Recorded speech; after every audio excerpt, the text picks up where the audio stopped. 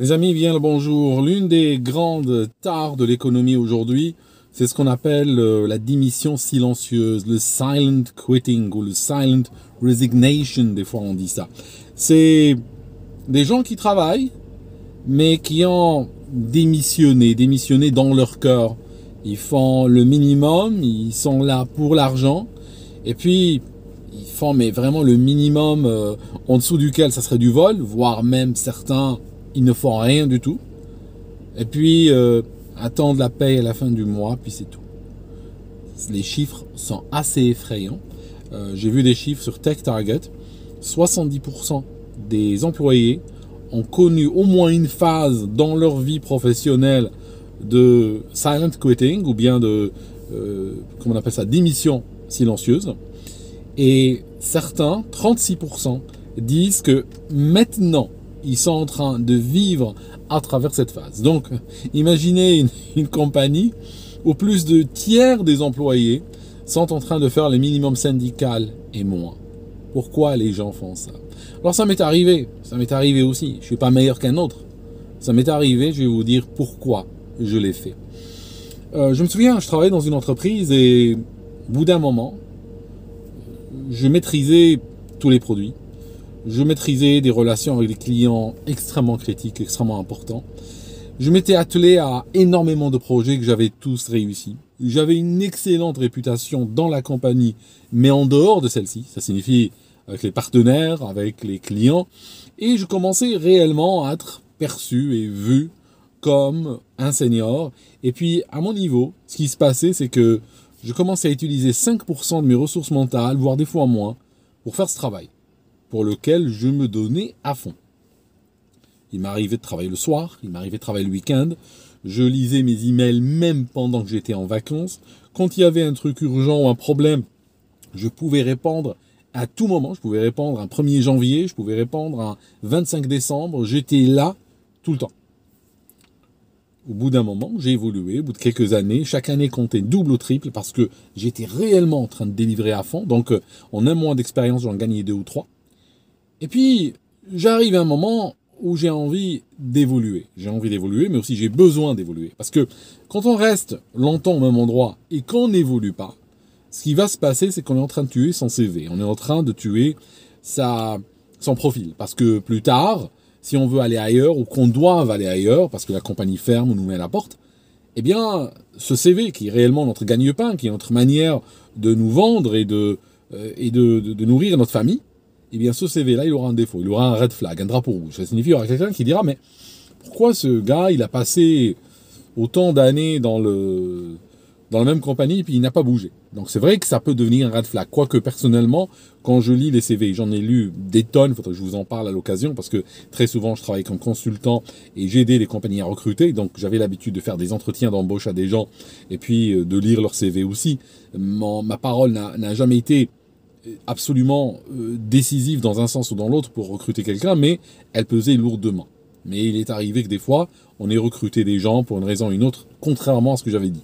Mais pour vous dire, j'ai une très grande expérience des entretiens. Mais en tout cas, personnellement, aujourd'hui, je vous mens pas que si je regarde le CV de quelqu'un qui n'a pas évolué pendant quelques années, je vais regarder si c'est un Renoir ou un Rebeu ou quelque chose comme ça. Parce qu'en général, si je vois qu'ethniquement, il appartient à ces catégories-là, ça peut déjà être une justification assez large pour expliquer pourquoi il n'a pas évolué. Une très grande partie des compagnies, vous regardez même en France, il y a beaucoup de compagnies, des grandes, qui ne recrutent pas du Rebeu, du Renoir. C'est très simple. Vous regardez juste les têtes qu'ils recrutent et vous allez tout de suite vous rendre compte que vous avez zéro chance. Alors, revenons à l'histoire de la démission silencieuse. Donc je disais que, à un moment donné, est arrivé un email de ressources humaines qui était distribué à toute la compagnie et c'est écrit, il y a 2 postes qui s'ouvrent et c'était des postes qui correspondaient exactement à ce que je voulais. Ça aurait été une évolution logique par rapport à ce que je voulais.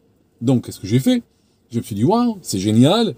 Je réponds à HR, je dis, qui recrute? Elle me dit un tel. Bon, voilà, je lui envoie un email, il me répond dans la demi-heure et on convient d'un rendez-vous le lendemain matin.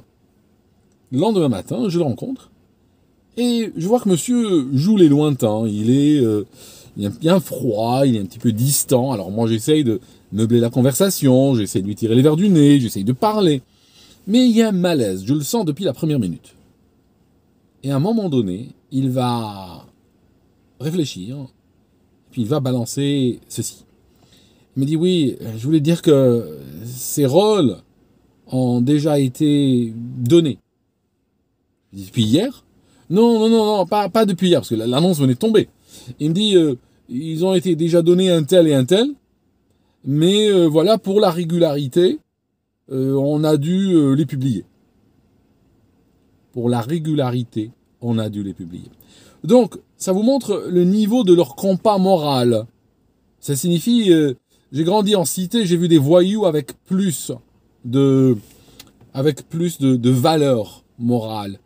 Ces gens, c'est tout pour eux, rien pour les autres, en fait. C'est-à-dire qu'il avait deux postes, il aurait pu donner un contre de l'argent, donner un à un cousin à lui, donner un, comme c'est souvent dans les entreprises, sur les lits de la fornication, hein, il aurait pu faire ça, mais laisser au moins un autre poste, peut-être à la loyale, pour des connards comme moi, peut-être.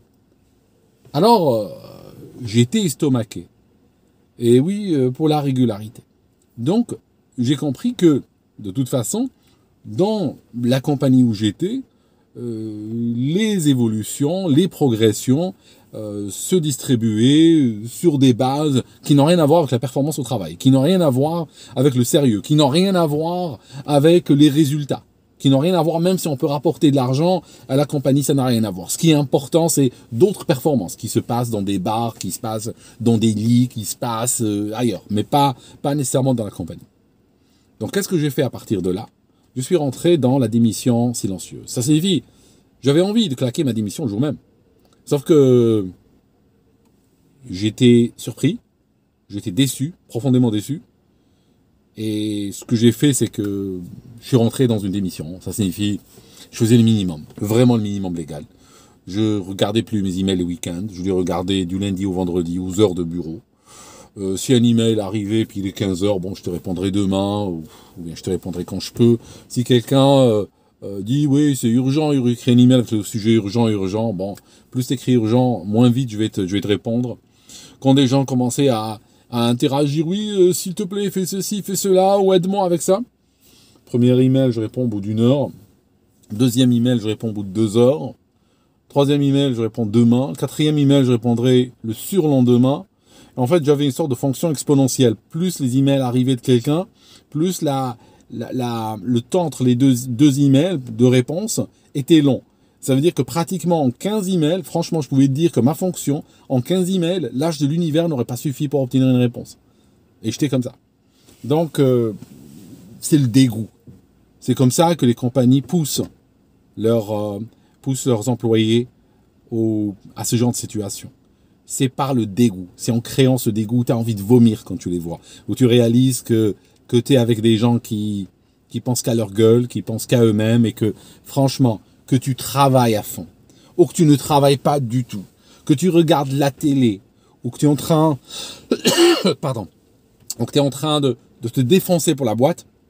Franchement, c'est exactement la même chose. Et quand il s'agira de promotion ou de prime ou de quelque chose comme ça, ça ne viendra pas du côté du travail. Juste rassure-toi, ça ne viendra pas de cette manière. Donc à ce moment, qu'est-ce qu'on fait? On se déconnecte. Moi, je suis là, d'accord. Vous savez où me trouver. Vous avez mon email, hein, vous savez me trouver sur le chat. Quand vous avez besoin de moi, vous me contactez. Puis d'ici là, foutez-moi la paix. Voilà. Donc je suis rentré dans cette logique-là. Et malheureusement, ça devient, là c'est juste un cas que je vous raconte personnel, mais 36% des employés aujourd'hui sont dans cet état. 1 sur 3 a une histoire horrible à raconter. Sur le téléphone que j'ai donné, celui-ci, je commence à recevoir, j'ai répondu à des centaines de personnes, je commence à recevoir des milliers de messages. Il y a plein de gens qui me disent, tiens, on dirait qu'on a travaillé dans la même compagnie. Parce que ce qu'on est en train de voir aujourd'hui, c'est qu'on est en train de voir une généralisation de ce genre de comportement. J'ai au moins 6 ou 7 PDG de compagnies qui m'ont écrit pour me dire, j'ai écouté tes vidéos, je suis très inquiet. Parce que ce genre de phénomène-là, je dois les avoir dans ma compagnie. Je fais comment? Voilà le problème. C'est que ça vient pas nécessairement du PDG, ça vient pas nécessairement de tout en haut. Lui, il ne veut pas que ça fonctionne comme ça souvent. Parce que c'est pas dans son intérêt que ça fonctionne comme ça. C'est pas dans son intérêt d'avoir le tiers de sa masse salariale qui part à l'égout. C'est pas son but. C'est pas son but que des gens sont promus pour leur performance au lit, par exemple. C'est pas son but. Mais malheureusement, c'est comme ça que ça arrive dans de plus en plus de compagnies. Je suis le gars qui aujourd'hui jette un pavé dans la mare. Et c'est pour ça que je reçois autant de messages, parce que juste je jette un pavé dans la mare. Mais ça commence à devenir franchement assez systématique. J'ai été contacté par quelqu'un et il m'a dit oui, dans ma boîte, tu sais, je ne pense pas qu'on a un budget Covid. Ça signifie je ne pense pas qu'on est en train de sacrifier une partie de notre croissance, une partie de notre compétitivité, de notre productivité de la boîte. On n'est pas en train de les sacrifier pour des raisons bestiales, pour que nos managers et nos responsables et nos cadres et nos dirigeants aillent se vider les glandes dans les hôtels. Il m'a dit non, ça n'arrive pas chez nous. Moi j'ai dit écoute, si ça n'arrive pas chez toi, moi je t'enverrai la médecine du travail. C'est qu'il y a un problème. C'est qu'il y a vraiment un problème chez vous. C'est quoi le secret? Je l'ai défié sur ce point-là. Il a été enquêté. Il est revenu vers moi. Il m'a dit, j'ai eu une discussion avec des collègues et il y a un budget pour ça. Et c'est un budget énorme. Voilà mes amis. C'est ça ce qui est aujourd'hui. Quand vous multipliez, alors ça, je vous parle moi de l'échelle individuelle, ce que vous ressentez. Après, moi je vous parle de l'échelle individuelle. Ce que nous avons là, c'est pas l'échelle individuelle. Ça, c'est beaucoup d'entreprises. Ça, on est dans un tissu économique qui marche de cette manière-là. Quand vous avez 30% des gens dans une compagnie ou 36% moyen dans des compagnies qui ne travaillent pas parce qu'on les a dégoûtés, parce qu'on les a épuisés, parce qu'on les a poussés au burn-out, parce qu'on les a grillés complètement, parce qu'ils n'en peuvent plus, eh bien, que se passe-t-il? C'est le 30% de l'économie qui marche pas, d'accord? Et c'est pour ça qu'à la fin de l'année, oui, on a plus de chômage, on a plus de récession, on a plus de tout ça. Voilà. C'est l'humain qui est derrière tout ça qu'on est en train de détruire. Et vous n'allez pas remplacer les humains par ChatGPT, je vous le dis tout de suite. Si c'est ça le plan, j'ai une mauvaise nouvelle, d'accord? Merci mes amis en tout cas d'avoir regardé jusqu'ici. N'hésitez pas à m'écrire sur ce WhatsApp. S'il vous plaît, pas de lien, pas de TikTok, pas de YouTube, pas de Twitter, rien du tout, zéro, même pas un seul, s'il vous plaît. S'il vous plaît, vraiment, je vous le dis. Parce que je reçois beaucoup de spam, les comptes à spam envoient que des liens sans arrêt. Donc quand quelqu'un envoie un lien, même dans une conversation, ce que je vais voir moi comme notification sur le téléphone, je vais voir le lien. Et ce genre de message, je ne les ouvre même plus parce que je me dis, je vais ouvrir un lien, je vais ouvrir ce message, je vais trouver 500 liens. Donc, j'ouvre même pas. Donc, si vous écrivez avec des liens, sachez que vous avez écrit dans un trou noir. Ça va nulle part. Ok. Merci, mes amis, d'avoir suivi cette vidéo jusqu'ici. Et puis, j'attends toujours vos témoignages sur le WhatsApp. À très bientôt.